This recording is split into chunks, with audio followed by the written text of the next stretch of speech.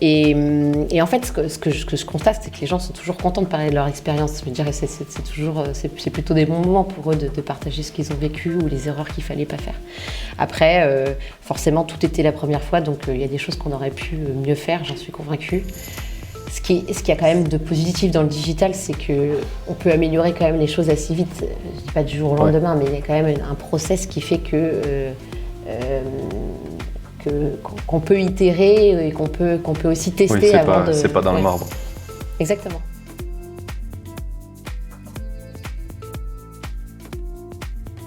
Tu m'as fait venir 2 questions justement dans tout ce que tu as dit. Il y en a une première qui m'intéresse, c'est vu qu'à chaque fois, toutes les choses que tu as mis en place, c'était la première fois que tu les faisais, est-ce que tu as eu un process en interne pour toi-même pour essayer de ne pas trop te tromper? Parce que par exemple, tu as lancé un site e-commerce, il y a plein de gens qui lancent des sites e-commerce qui choisissent les mauvais freelances ou les mauvais outils et qui se retrouvent avec des bousins qui ne marchent pas. Comment tu as fait pour ne pas te tromper?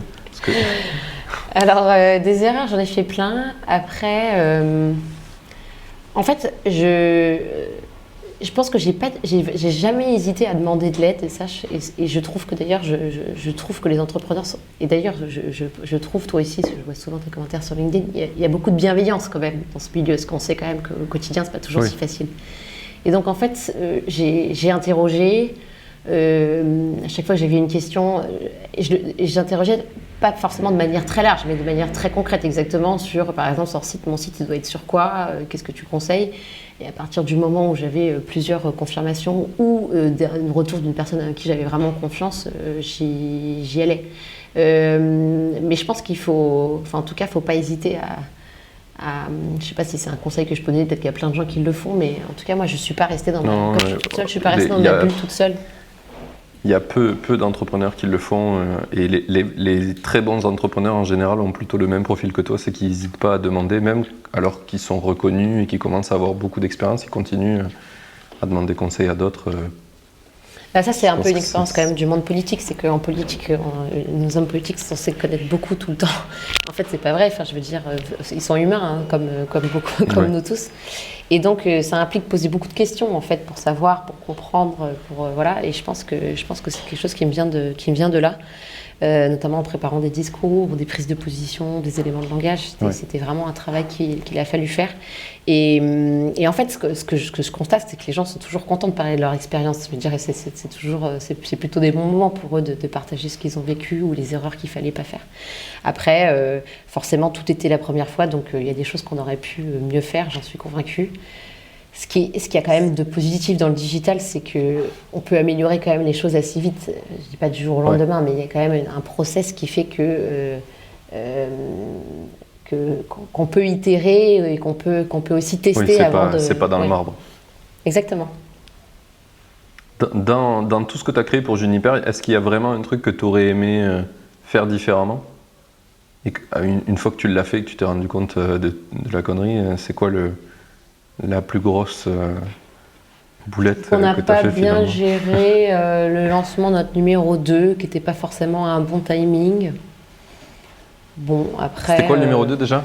Non, c'est Juniper numéro 2, on l'a lancé l'été dernier, en juillet, mais objectivement, juillet, c'est pas un bon moment pour lancer, parce que déjà tout le monde a envie de partir en vacances. Août, en plus, c'est un moment où en fait, ce qu'on remarque, c'est que je pense qu'on a moins de ventes sur le sans-alcool. Là, pour le coup, je pense qu'il y a beaucoup plus de ventes de rosé que de sans-alcool en France. Et donc, je pense que c'était pas forcément la meilleure décision qu'on ait prise. Et c'est dommage, parce que pour un lancement produit, c'est un vrai moment. C'est un moment où on veut arriver un peu à un momentum. Et j'ai pas eu je me suis dit que c'était mieux de lancer et que de toute façon je pourrais relancer un peu en septembre, alors en fait j'aurais peut-être dû arriver à une sorte de créer quelque chose autour de Momentum pour pouvoir le lancer. C'est un excellent produit, je suis hyper contente. Je trouve que qualitativement il est incroyable et malheureusement le lancement n'a pas vraiment mis en valeur toutes ses qualités. D'accord.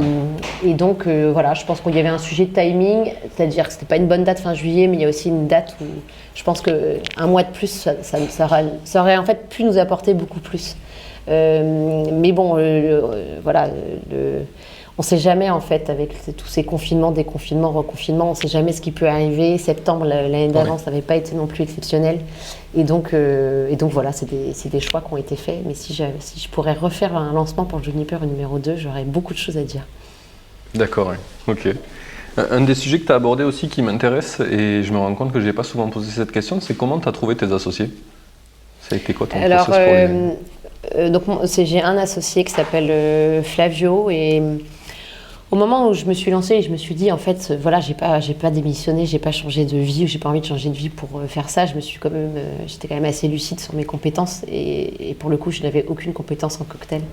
Et donc je me suis dit, tu apprécies les déguster, c'est comme oui. nous tous à peu près, c'est ça? Oui, mais bon, les goûter, et encore, je fais pas même encore aujourd'hui 100% confiance à mon palais. Je pense que c'est quelque chose qui se travaille. Je pense qu'il y a des gens qui ont fait ça, notamment Flavio par exemple, il a fait ça à 20 ans de sa vie, et c'est pas moi en 2 ans qui va réussir à rattraper tout ça. Autant où il y a des choses où je suis assez convaincue que je suis quelqu'un qui a beaucoup d'énergie, donc je suis convaincue que si on met un peu plus d'énergie, ça peut marcher. Alors là, sur le palais, je pense que je peux faire ce que je veux. J'aurais jamais un palais aussi développé que celui travaillé, retravaillé, encore travaillé de Flavio, qui s'exerce en fait, et dont c'est le métier, la passion depuis très longtemps. Et en fait, Flavio, donc je le connaissais pas, je lui ai envoyé un message sur Facebook en lui disant j'ai eu cette idée. Je sais pas si c'est une bonne idée ou pas, mais j'aimerais bien échanger avec vous parce que je sais que vous êtes reconnu dans le monde du bar. Et ça me ferait plaisir de pouvoir voilà. Donc je lui ai envoyé, je pense, le soir à 20h, 22h. En fait, à minuit, il me répondait en disant d'accord, rendez-vous 10h demain. Je me suis dit, c'est incroyable ça. C'est incroyable. Donc je suis pointée à 10h le lendemain. Donc j'avais étudié le sujet parce que j'ai passé pas mal de temps à étudier. Puis je suis plutôt quelqu'un de... Moi, j'aime bien lire, j'aime bien passer du temps à creuser les sujets, j'aime bien... J'achetais des bouquins sur la distillation, j'avais beaucoup lu d'articles de journaux, de presse. J'ai besoin d'intellectualiser un peu les choses. Et donc je suis allée lui présenter ce que j'avais en tête, qui n'était pas concret, mais j'avais pas mal d'idées, j'avais des idées sur la marque. En fait, on s'est super bien entendu, et à la fin du rendez-vous, il m'a dit ok, on le lance ensemble. Et donc là, j'ai trouvé ça incroyable, donc je me suis dit quand même on va réfléchir, et ça c'était en juillet. Et voilà, et en fait on s'est revus, moi je repartais, j'allais pas le voir pendant 2 mois, et donc pendant 2 mois j'ai travaillé de mon côté, on a travaillé chacun de notre côté, on s'est revus en septembre, et en septembre j'ai vraiment senti que j'avais envie de travailler avec lui, je pensais qu'il pouvait beaucoup apporter au projet, et Flavio c'est un mec super, c'est quelqu'un de très concret, très opérationnel, et en même temps qui sait ce que c'est créer des marques, qui a un amour du cocktail et du produit qui est très fort, et qui avait envie de se dépasser, parce que donc Flavio c'est un des 50 meilleurs barman du monde, il a des produits il a des projets qui sont reconnus, il a aussi une réputation dans le secteur, et je trouve que se lancer avec quelqu'un qui comme moi n'avait aucune expérience, et puis qui voulait faire du sans-alcool, donc quand même, peut-être j'allais contre sa raison d'être. Enfin, je veux dire, Flavio, c'est un passionné des cocktails, hein, c'est un passionné des spiritueux. Et finalement, il avait peut-être envie de sortir de sa zone de confort, et c'est comme ça qu'on s'est bien trouvés. On est très différents tous les deux, mais c'est une association qui marche vraiment bien. D'accord. C'est le premier. Alors, que tu as sachant contacté. qu'au quotidien, donc, je suis à l'opérationnel, moi qui fais l'opérationnel, et puis je lui demande plutôt, voilà, il y a une part minoritaire dans la boîte, et donc je lui demande plutôt des conseils, des avis, et il a l'expérience, et puis il a les codes du secteur, parce que dans tout secteur, il y a des codes et des clés, et il me permet de les comprendre un peu plus vite que si j'étais toute seule.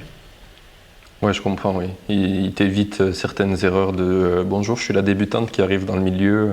Oui, exactement. Il m'évite mes erreurs du premier jour, là, quand je suis allée voir les barman à 14h. Tu sais, ça, là, ça sert à rien. Exactement, ça sert à rien à part se faire détester. Hein. Ça, c'était sûr, c'était pas très malin.